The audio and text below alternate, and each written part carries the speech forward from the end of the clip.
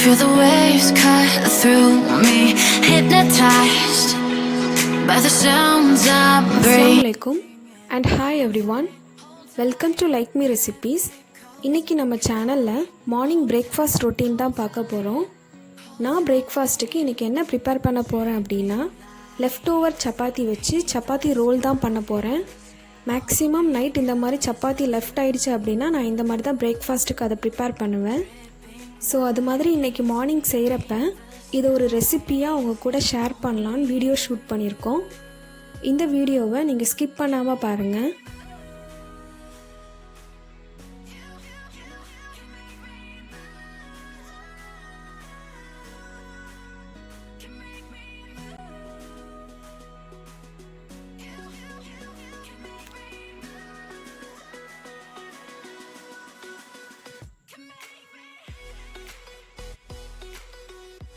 இந்த சப்பாத்தி ரோல் செய்கிறதுக்கு நான் இன்றைக்கி 2 மீடியம் சைஸ் வெங்காயம் எடுத்துக்கிட்டேன்.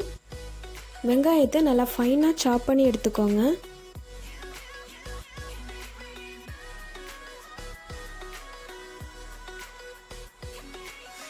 அப்புறமா 2 பழமான தக்காளி எடுத்துக்கோங்க. அதையும் நல்லா ஃபைனாக சாப் பண்ணி எடுத்துக்கோங்க.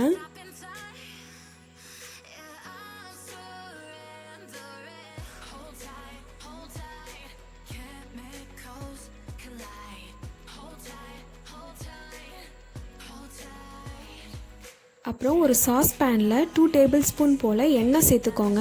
எண்ணெய் சூடானதும் நம்ம நறுக்கி வச்சுருக்கிற வெங்காயத்தை ஆட் பண்ணிடலாம். வெங்காயம் கொஞ்சம் ஈஸியாக வதங்குறதுக்கு நான் கொஞ்சமாக உப்பு சேர்த்துக்கேன்.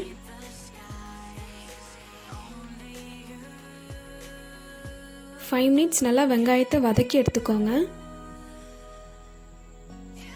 வெங்காயம் நல்லா வதங்கினதும் ஒரு டேபிள் ஸ்பூன் போல் இஞ்சி பூண்டு பேஸ்ட் ஆட் பண்ணிக்கோங்க. இஞ்சி பூண்டோட பச்சை வாசனை போகிற வரைக்கும் நல்லா வதக்கி எடுத்துக்கோங்க. இப்போது இஞ்சி பூண்டோட பச்சை வாசனை போனதும் 1/4 டீஸ்பூன் மஞ்சள் தூள், 1 டீஸ்பூன் சில்லி பவுடர்,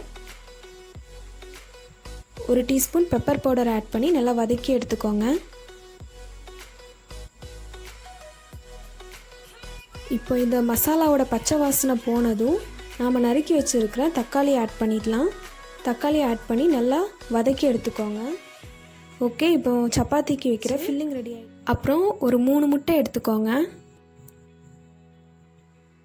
நான் ஏன் இந்த மாதிரி முட்டையை தனித்தனியாக உடச்சி சேர்க்குறேன் அப்படின்னா, இப்போது நம்ம எடுத்துக்கிற முட்டையில் ஏதாச்சும் ஒன்று கெட்டு போய் இருந்துச்சு அப்படின்னா நம்மளோட மொத்த முட்டையுமே வேஸ்ட் ஆயிரும். அதுக்காக இந்த மாதிரி தனித்தனியாக எடுத்து நான் சேர்க்குறேன். இப்போது இதில் கொஞ்சமாக உப்பு சேர்த்துக்கோங்க. அப்புறம் 1 டீஸ்பூன் போல் பெப்பர் பவுடர் ஆட் பண்ணி நல்லா பீட் பண்ணி எடுத்துக்கோங்க. ஒரு பேனில் 1 டீஸ்பூன் போல் பட்டர் ஆட் பண்ணிக்கோங்க. பட்டர் நல்லா மெல்ட் ஆனதும் நம்ம பீட் பண்ணி வச்சுருக்கிற இந்த முட்டையை கொஞ்சமாக ஆட் பண்ணிடலாம்.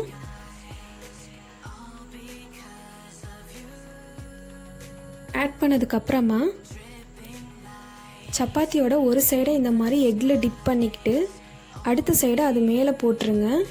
போட்டுட்டு ஒரு 5 மினிட்ஸ் குக் பண்ணி எடுத்துக்கோங்க.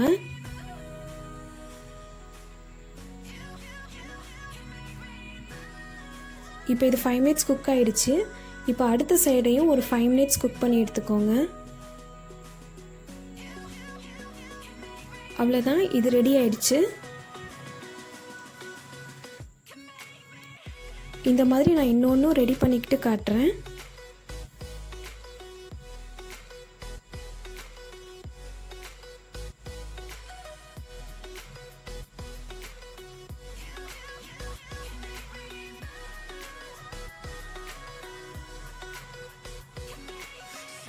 ஓகே, இப்போ இது ரெடி ஆகிடுச்சு.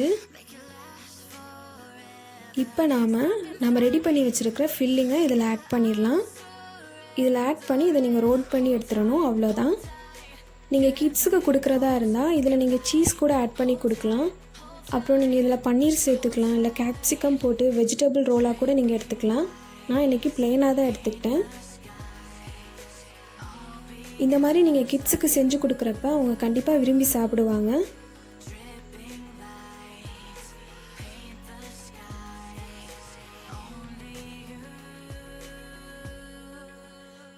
அவ்வளோதான், என்னோடய சிம்பிள் பிரேக்ஃபாஸ்ட் ரெடி ஆயிடுச்சு.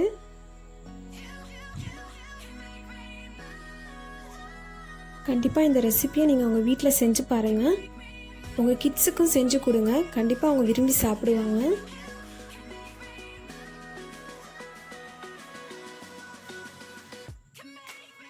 இந்த வீடியோ உங்களுக்கு பிடிச்சிருந்துச்சுன்னா நம்ம சேனலுக்கு சப்போர்ட் பண்ணுங்கள். தேங்க்யூ.